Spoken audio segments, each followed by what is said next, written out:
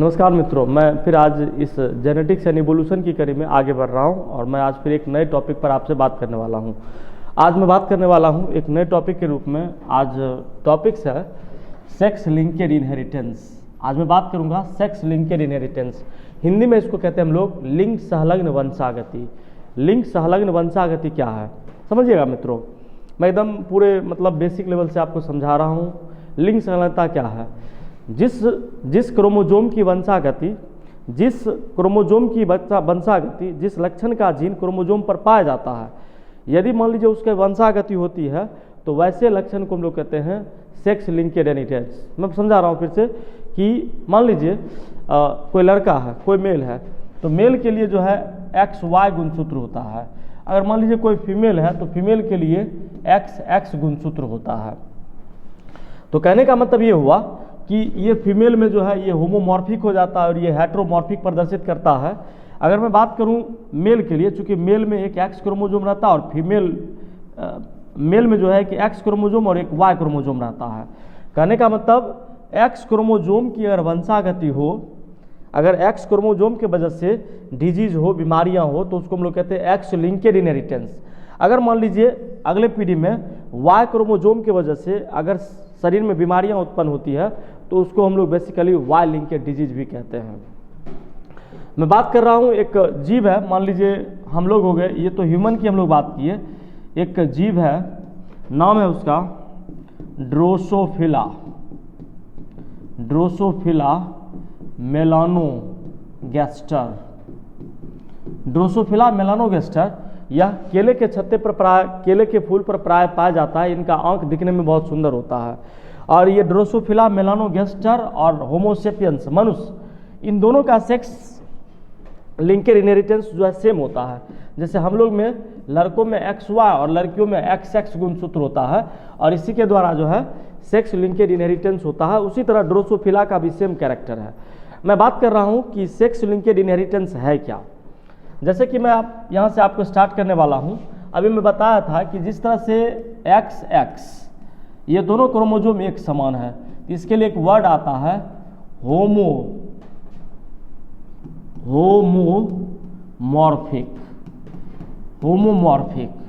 और मान लीजिए XY लड़का के लिए गुणसूत्र आएगा तो इसको हम लोग कहेंगे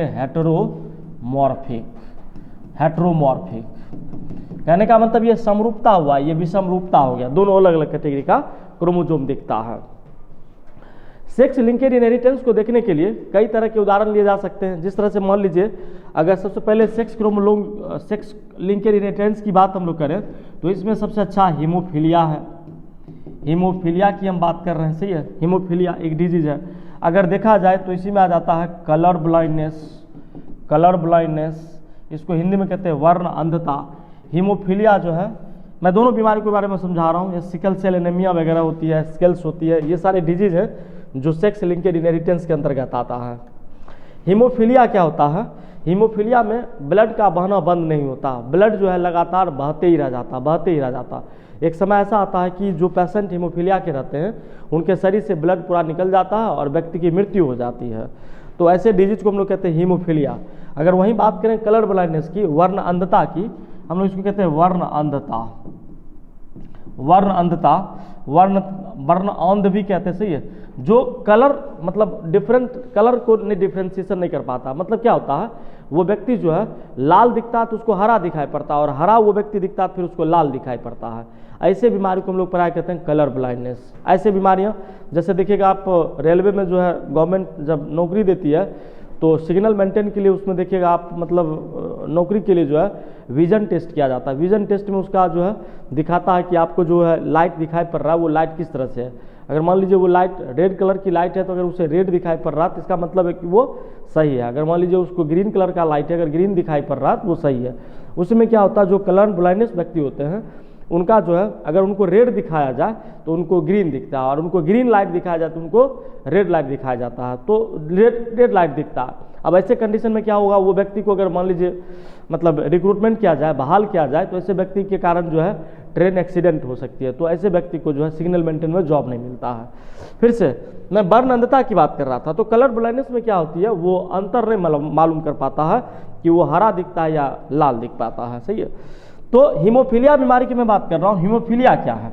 हीमोफीलिया ब्लड का निकलना बंद नहीं होता, ब्लड शरीर से बहते रह जाता है, सही है। तो इसके पक्ष में एक प्रमाण मिला था।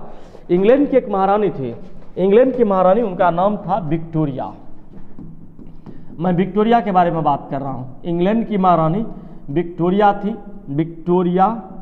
विक्टोरिया क्या हुआ, यह इनका एक संतान था, एक लड़का था, उनका नाम था प्रिंस, जिनको हम लोग राजा महाराजा के पुत्र को राजकुमार भी कहते हैं। प्रिंस मतलब राजकुमार भी होते हैं।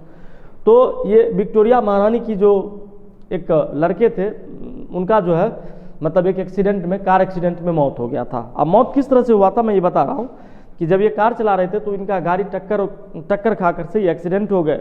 अब ऐसा कंडीशन हुआ कि ये बहुत ज़्यादा घायल हो गए। प्रिंस इतना घायल हो गए कि इनका शरीर का जो था सारा ब्लड बाहर निकल गया, पूरा का पूरा ब्लड बाहर निकल गया। अब पूरे के पूरे ब्लड बाहर निकलने के बाद उनका पता किया गया फिर से कि ये है क्या सी है, ट्रीटमेंट भी किया गया, इलाज भी किया गया, लेकिन ब्लड का बहना बंद नहीं हो गया। तो जब उनका ब्लड चेक किया गया तो इनके अंदर पाया गया कि ये हीमोफीलिया डिजीज से, हीमोफीलिया बीमारी से ग्रसित थे। और वही रानी विक्टोरिया जो थी वो कैरियर के रूप में काम कर रही थी। कैरियर मतलब होता है जो ढोने वाला हो, कैरियर मतलब होता है वाहक, कैरियर मतलब वाहक मतलब ढोने वाला, सही है। जो बीमारी को ढोता है उसको कैरियर कहते हैं, वाहक कहते हैं। मित्रों समझिएगा कि कैरियर मतलब ढोने वाला हुआ। तो महारानी विक्टोरिया जो थी वो हीमोफीलिया बीमारी का वाहक थी, से ये अपने अंदर बीमारी को ढो रही थी, लेकिन इनके अंदर जो था हीमोफीलिया बीमारी नहीं थी। अब मैं बात करता हूँ आगे कि हीमोफीलिया बीमारी नहीं थी, ठीक है, चलो सही है। क्या होता है हीमोफीलिया का, मैं डायग्राम समझा रहा हूँ आपको। हीमोफीलिया बीमारी किस तरह से हुआ मैं ये बताया आपको, सही है। हीमोफीलिया का लक्षण कैसे होता है मैं इसको बताया। कलर ब्लाइंडनेस है तो उसकी क्या लक्षण होती है, किस तरह से उसका विजन बनता है, मैंने इसको समझाया। अब मैं एक डायग्राम के द्वारा आपको बता रहा हूँ कि हीमोफीलिया किस तरह से दिखता है, इसको आप समझने का प्रयास करिए।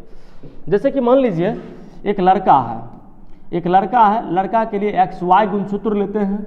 इनमें से मान लीजिए ये लड़का है, सही है, मेल में लिख देता हूँ। कैसा मेल है ये H फॉर हीमोफिलिक लिखे हैं। ये मेल जो है हीमोफिलिक है, हीमोफिलिक मेल है। ध्यान से समझेंगे मित्रों, ये मेल हीमोफिलिक है, कहने का मतलब इनको बीमारी है। अगर मेल का एक भी क्रोमोसोम डैमेज होता है तो आप समझ जाइए कि मेल जो है वो बीमारी से पीड़ित हो जाएगा, उनको बीमारी धर लेगी। वहीं अगर फीमेल की बात करें, फीमेल में अगर एक जीन बीमार पड़ता है तो फीमेल वो कैरियर के रूप में काम करती है, वाहक के रूप में काम करती है। और वहीं अगर फीमेल का दोनों क्रोमोसोम अगर बीमार पड़ जाए तब उनके अंदर भी ये डिजीज हो जाती है, हीमोफीलिया बीमारी धर लेती है। तो मान लीजिए ये लड़का है, इस लड़का के अंदर हीमोफिलिक बीमारी हो गई है, सही है। और इनका विवाह जो है हम एक नॉर्मल लड़की से करवाते हैं, नॉर्मल लड़की से। ये नॉर्मल फीमेल है मित्रों, समझें, ये नॉर्मल फीमेल है, मतलब इनको किसी प्रकार का कोई डिजीज नहीं है, किसी प्रकार की कोई बीमारी नहीं है। तो इसका अगर हम लोग गैमिट बनाए तो गैमिट बनाकर हम लोग देखते हैं तो क्या दिखता है पता है। गैमिट बनाते हैं तो गैमिट में क्या दिखता है, मान लीजिए ये लड़का है तो इसके लिए शब्द आता है मेल गैमिट, कहने का मतलब नरयुग्मक हुआ। इसके लिए शब्द आता है फीमेल गैमिट, कहने का मतलब ये मादा युग्मक हुई, ये मादा युग्मक हुआ। दोनों का अगर गैमिट बनाया जाए तो ये हो जाता है XH और ये हो जाता है Y। अगर इसकी हम लोग बात करें तो ये X हो गया और ये X हो गया।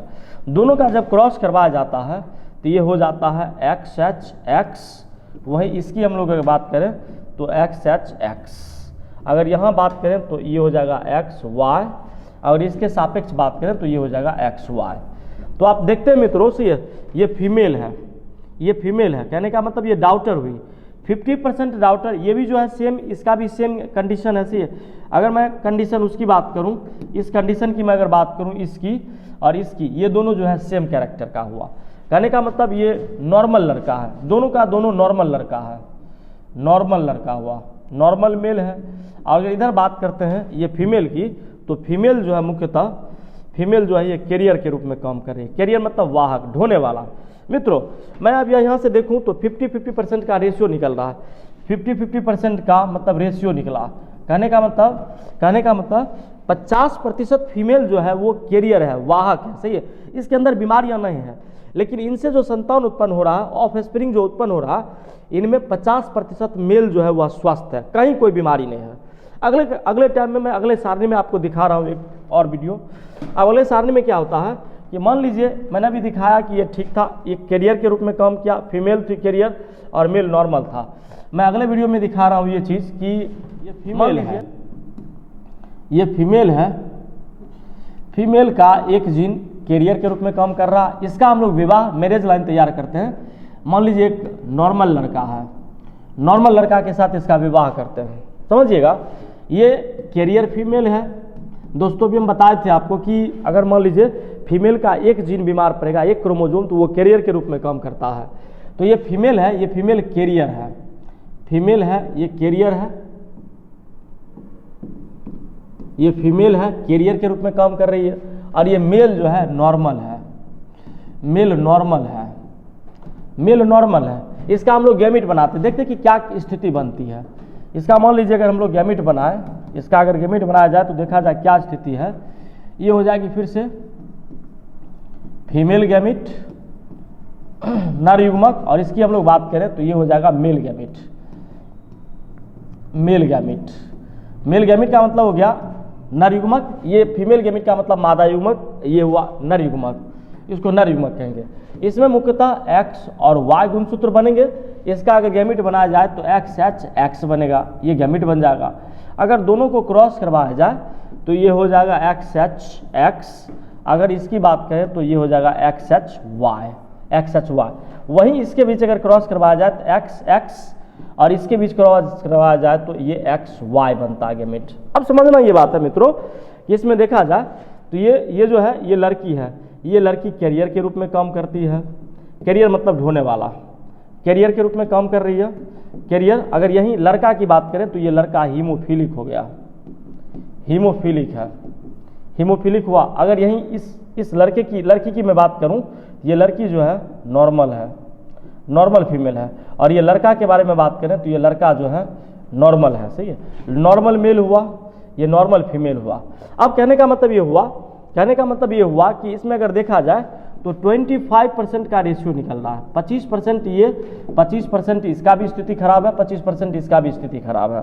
कहने का मतलब इस कैरियर फीमेल का अगर एक नॉर्मल मेल के साथ विवाह करवाया जाता है तो देखा जाता है कि अगले पीढ़ी में, ये F1 जनरेशन है, फर्स्ट पीढ़ी में जो संतान पैदा होता है उसमें 25% फीमेल जो है, 25% मादा कैरियर के रूप में काम करती है और 25% नर जो है वो हीमोफिलिक हो जाते हैं, उनको बीमारी धर लेती है।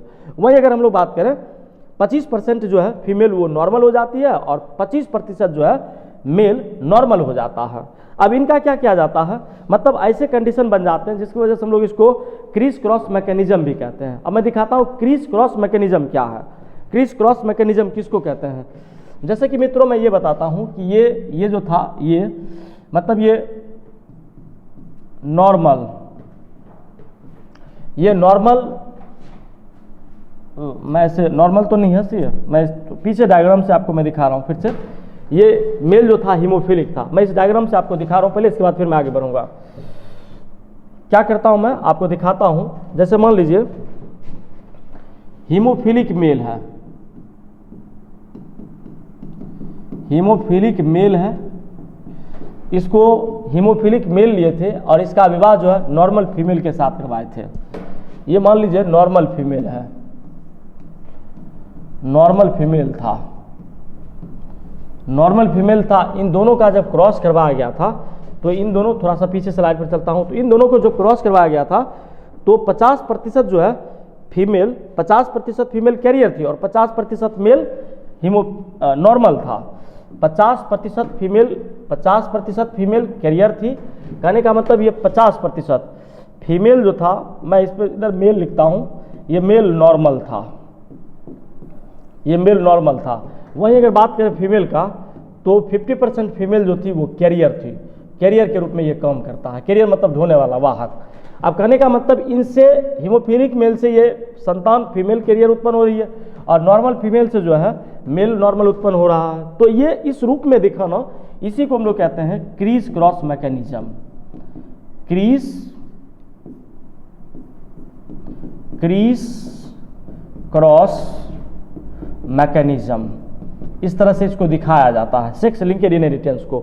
वहीं बात करें अगर अगले डायग्राम की तरफ हम लोग चलें तो अगले डायग्राम में हमने बताया कि फीमेल कैरियर है, फीमेल कैरियर है। इसमें भी मैं आपको दिखा रहा हूँ मित्रों कि क्रीज क्रॉस मैकेनिज्म किस तरह से काम करता है।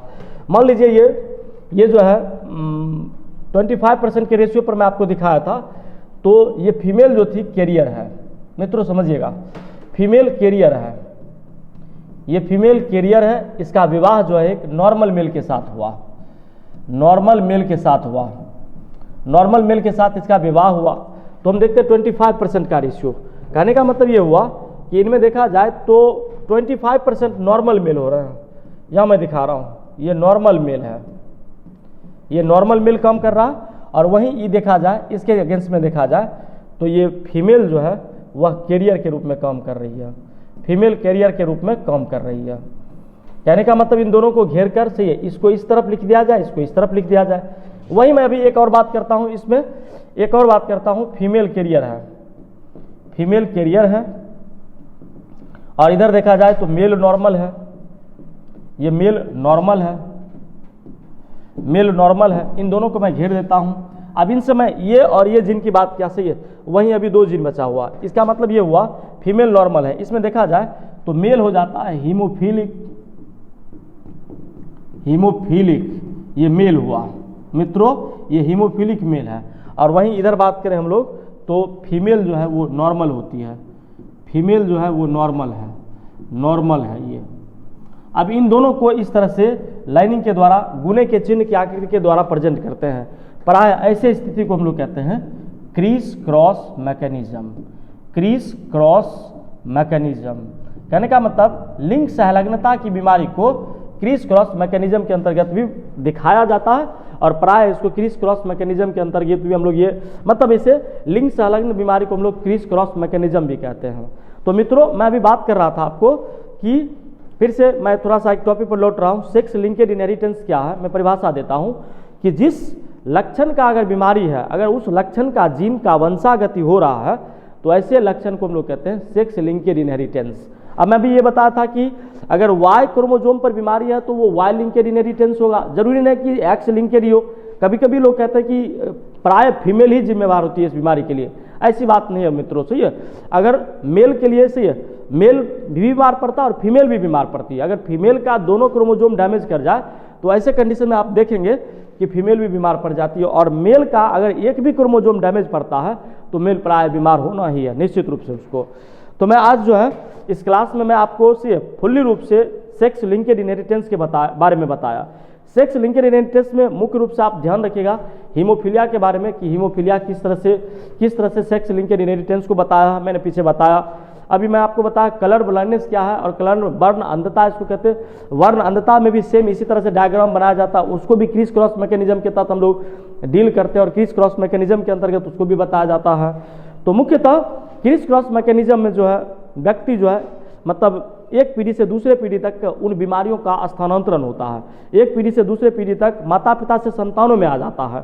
और ये इस बीमारी का हम लोग लिंकेज मैप तैयार कर लेते हैं और लिंकेज मैप के तहत हम लोग दिखाते हैं, जिसको हम लोग कहते हैं पैडाग्री एनालिसिस भी करना चाहिए। इस तरह से पैडाग्री एनालिसिस अगर वंशावली अध्ययन किया जाए तो हम वंशावली अध्ययन में देख सकते हैं कि हमारे नाना जी को कौन सा बीमारी था, हमारी नानी थी उनको कौन सा बीमारी था, उनसे जो संतान उत्पन्न हुई सही है हमारी माता उनको कौन सा ये डिजीज हुआ, कौन सा बीमारी हुआ, और हमारी माता से जो हम लोग संतान उत्पन्न होते तो उनको में ये कौन सा बीमारी हो रहा, क्या वो मेल सही है, उनको भी कोई बीमारी पकड़ा, इन चीज़ों का पता लगाना। जो हम लोग इसे जो संतान उत्पन्न होगा उनके बीमारियों का पता लगाना, क्या उनमें जो है कोई ऐसा इस प्रकार का डिजीज गया, इन सारे का पता लगाना हम लोग इसको कहते हैं पैडाग्री एनालिसिस या फिर वंशावली अध्ययन करना।